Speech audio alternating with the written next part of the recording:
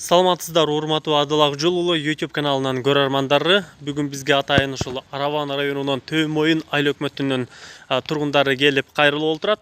Бул жарандарыбыз ушул 21 жаштагы Бекболот Жигитали уулу 20 күн мурун атайын дайынсыз болуп жоголгон экен. Ошого ушул элүү журтка кайрылуу жасап, уулунун табылуусун шарттап бизге кайрылган экен. Эмесе өзүңүздөр айтып берсеңиздер эже. Кайсыл жактан келдиңиздер? Уулуңуздардын аты жөнү качан жоголду, эмне болуп жоголуп кетти? Толук айтып бериңиз. Араван районунан келип, Төө Моюндан айылдан келдик. Ушул 25 число күнү баламды больницага алып келген едик. Анан ол жерде больницадан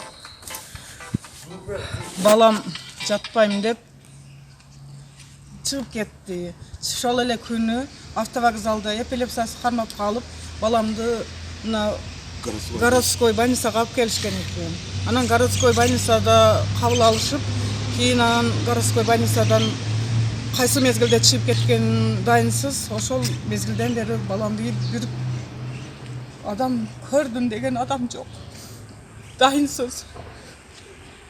Ушу каш көзү кара, кирпиктери узун.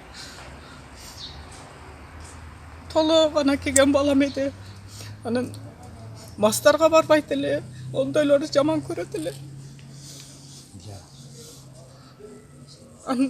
Асмас коркот эле, бирок эпилепсиясы болгон менен менин баламдын бар жогу жайында эле.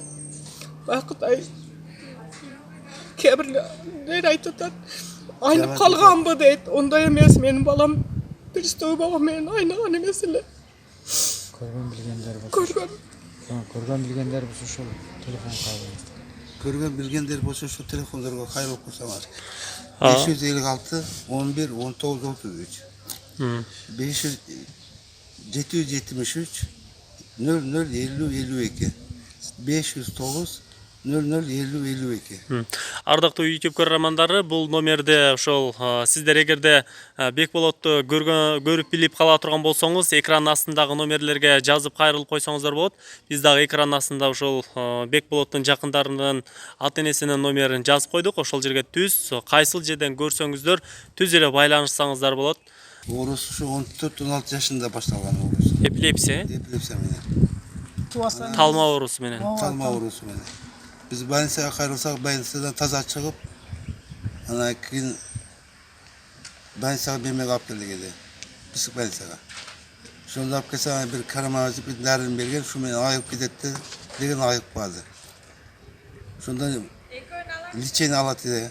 Ошо лечение алып келген күнү качырып алып, ошондон бери таппайбыз. Городской больницага түшкөндөн кийин чыгып кеткен экен.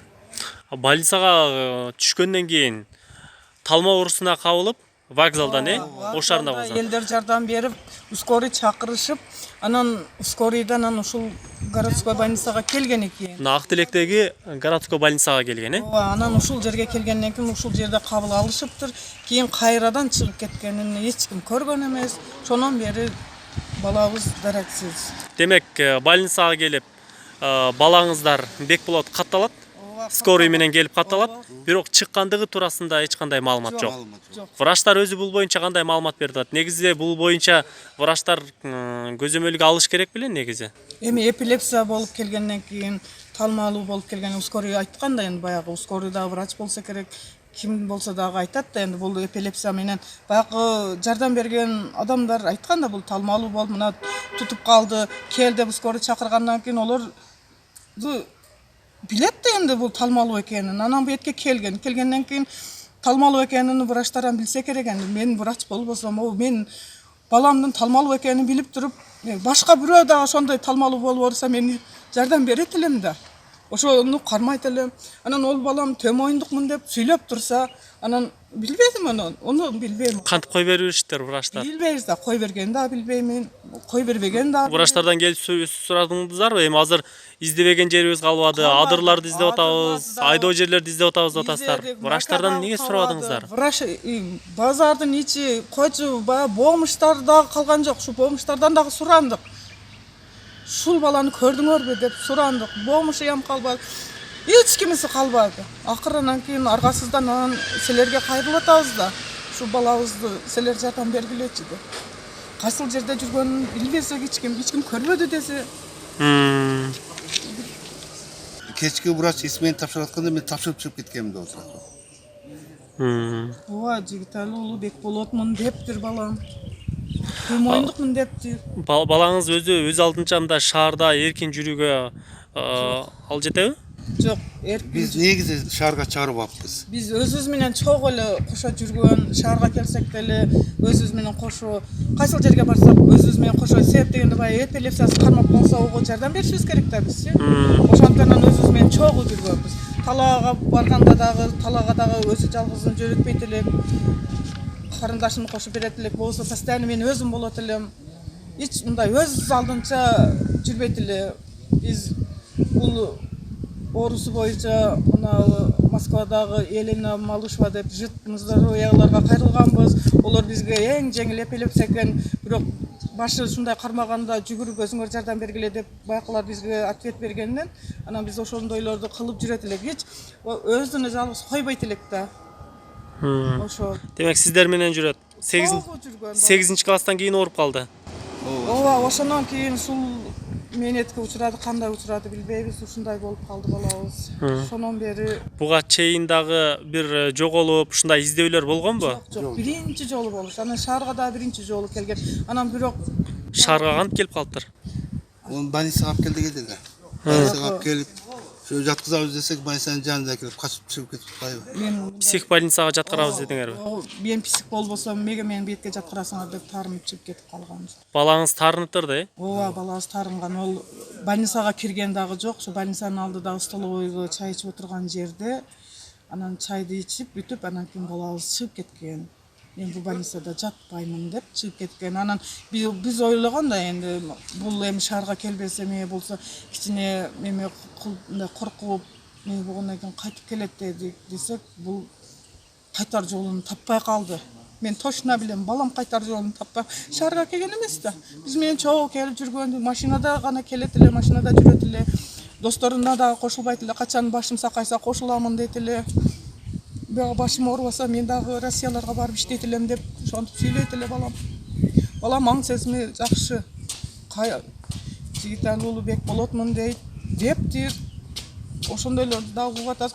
Бирок көргөндөр бар дейт, барсак эле башка бирөө кашы көзү кара тору гана келген балам.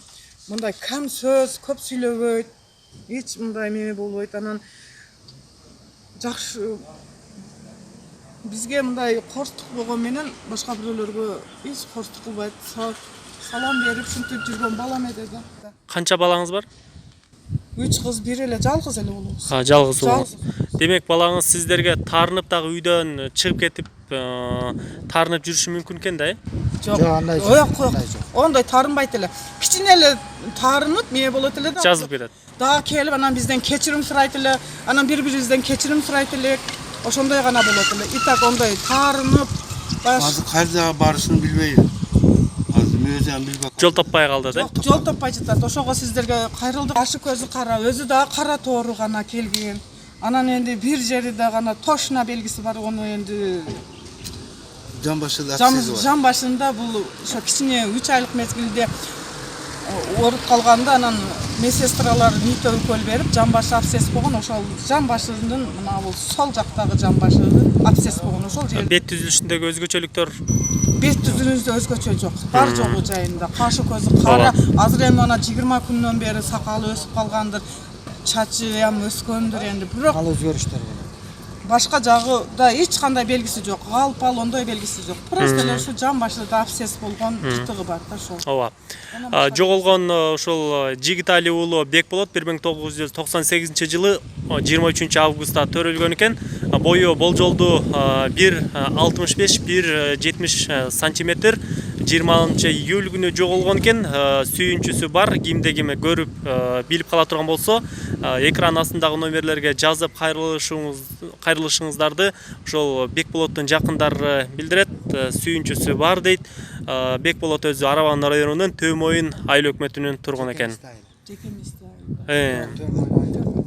Телефондорду да бир сыйра кайталай кетсек, 0556 11 19 33 0773 00 50 52 0509 00 50 52 номерине байланышып кайрылып коюшсоңуздар болот. Рахмат, Бекболотту аман эсен издеп таап алыңыздар. Саламатта калыңыздар. Урматтуу көрүүчүлөр, Бекболотту көрүп билип калга турган болсоңуздар, сөзсүз байланышыңыздар экранын астындагы номерге. Ата энеси, жакындары үйүндө күтүп жатышат.